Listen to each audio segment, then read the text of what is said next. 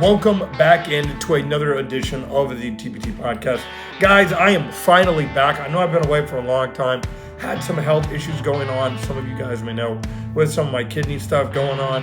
So finally able to be back healthy and back with you guys. I know the Super Bowl is rough. We had Zach on here talking about it. I kind of want to talk about it to start this episode off. But of course, we got to roll that intro, and I will see you guys after this intro for another episode of the TPT podcast. Welcome in, guys, to another episode of the TPT podcast. Tyler Thigpen, Jason Dunn, good to have you back on the podcast. Will Shields, welcome into the podcast.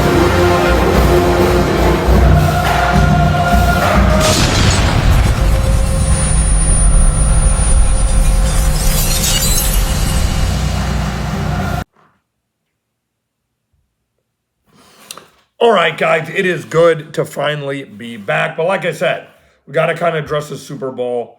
I'm going to address a real second. The way I felt after the Super Bowl was watching the game after like the first quarter. Sadly, I was just checked out. The way it looked, and I've seen that look, it looked exactly like 2020 when the Kansas City Chiefs played the Buccaneers. So I was just kind of checked out. I didn't, it was almost like from the jump, I was just kind of like, damn, the Chiefs are going to lose this game.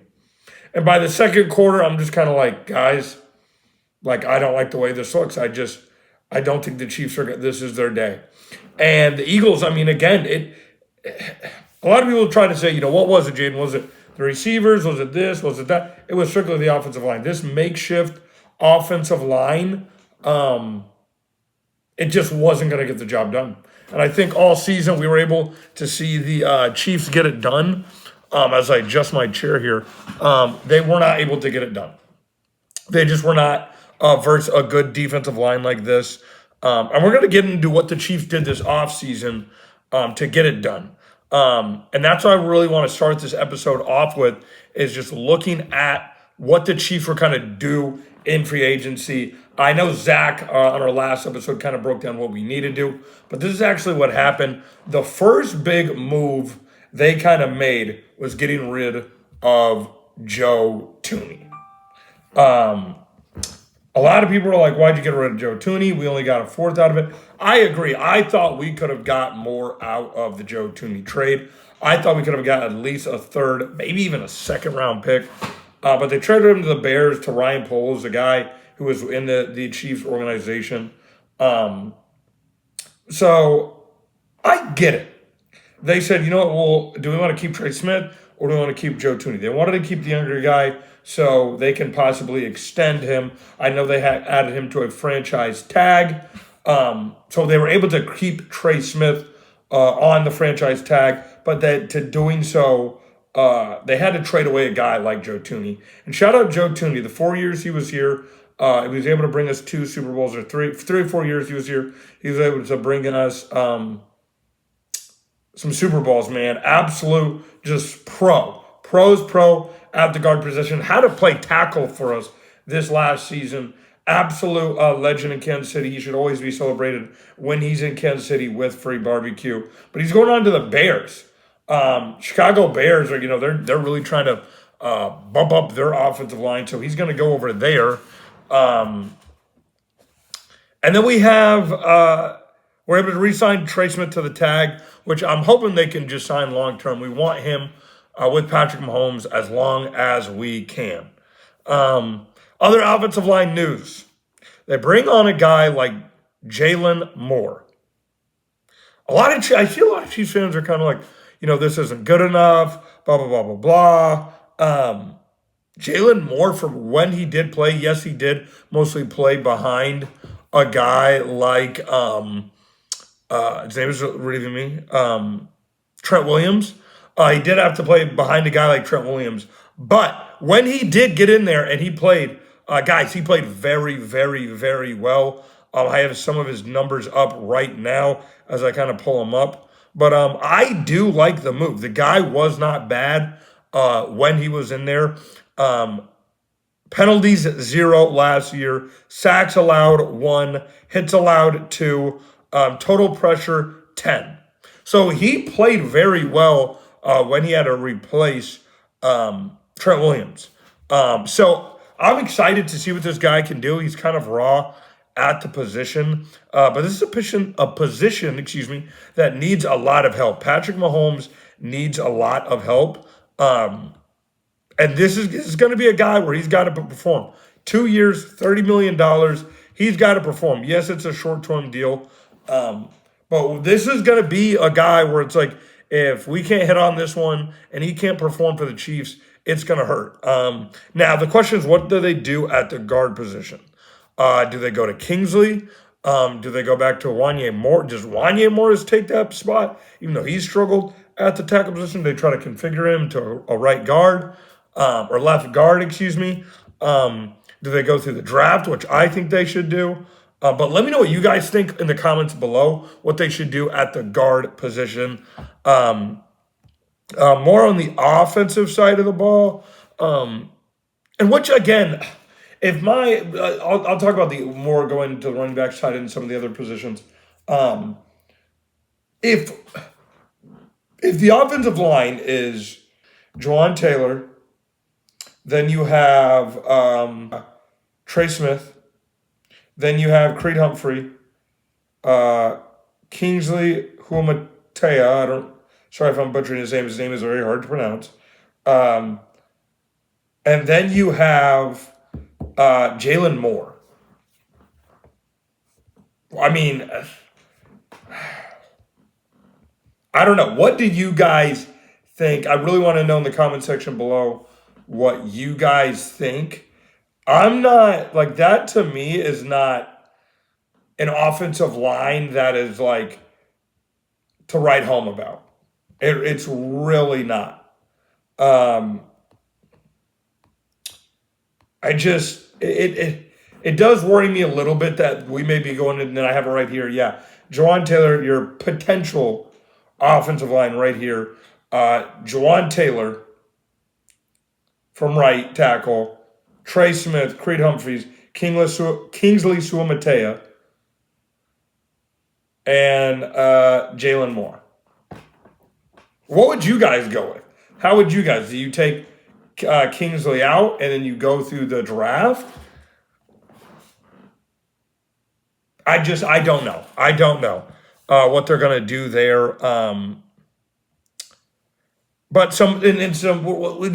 that's just been on my mind lately from the offensive line. But moving on from the offensive line to some more of the offensive side of the ball. Running back, we did lose Samaje Perine. He'll be going back to Cincinnati. I like Perine. He helped us get back to another Super Bowl this year with that first down. I'm an Oklahoma guy. I love the Oklahoma Sooners. So I liked Perine with the Chiefs. I always knew one day he'd be with the Chiefs. I actually wanted to see the Chiefs keep him. And he went back to the Bengals. I don't like to see that. And then, they had the whole thing on the sideline where people were like speculating, Mahomes didn't dap him up. Like, he went straight over to Travis Kelce. I don't think it was nothing against Perine. I liked a guy like Perine. Sadly, we lost him. Another guy we ended up losing was Justin Watson to the Texans.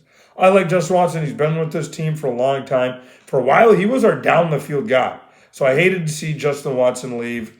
The Carolina Panthers do get a guy in Trayshawn Wharton. He led the Chiefs in sacks last year. So I hated to see him go. He'll be a huge addition to the Panthers. I thought he had, a hell of a year. Hell of a year with the Chiefs. He was able to save that kid at the Panthers game from falling. That's a huge loss in the inside of the ball on defense. So we will no longer have a guy like Trayshawn Wharton. That's something that they're going to have to address the inside of the defensive line through the draft.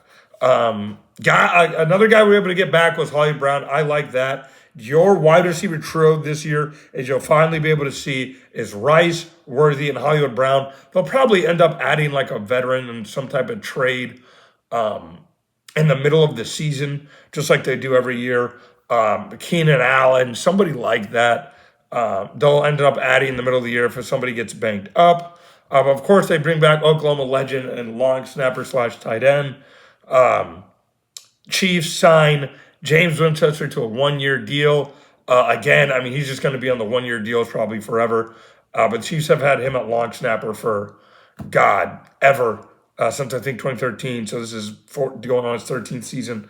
Love to see that. Another guy they sign at the cornerback position, and a lot of people are going, who cares, blah, blah, blah. A 2-year deal for Christian Fulton. I like this because it fits our scheme a lot.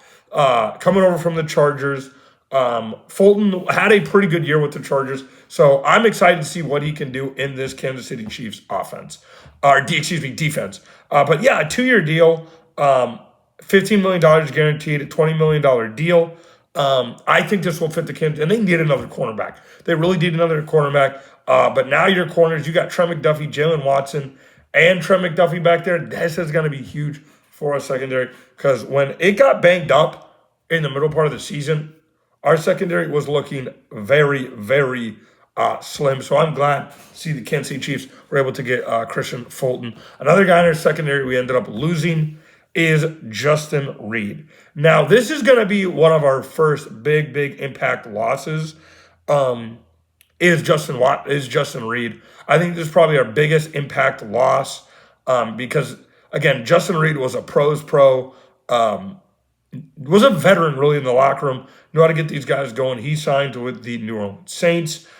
Just like Matthews, a guy similar, helped the Chiefs win Super Bowl. Shout out Justin Reid. He should always be welcomed into the city of Kansas City, and Free Barbecue for Life helped us get a Super Bowl. He'll always be looked back in 10 years as a guy who was one of the leaders on defense and helped us win a Super Bowl. I hate to see a guy like Justin Reid leave the Chiefs and go on to the New Orleans Saints. So this may be Jaden Hicks, which we're going to talk about more on Thursday about some of the guys that have to step up in the replacement spots for some of these veterans.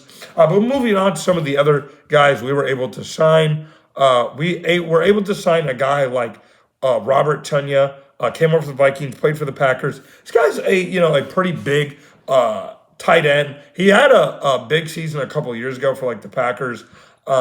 He's a guy that, he's going to be a guy that has to fight in training camp to play for this team. Who knows if he makes it. But the Chiefs could always use another tight end in the locker room. They were banged up at the tight end position. I still want to see more from some of the younger guys. Obviously, you have Noah Gray. Some of the younger guys we signed in free agency and we drafted. I want to see a lot of them more too. But he was a guy, and he's going to be fighting for a spot on the roster come training camp.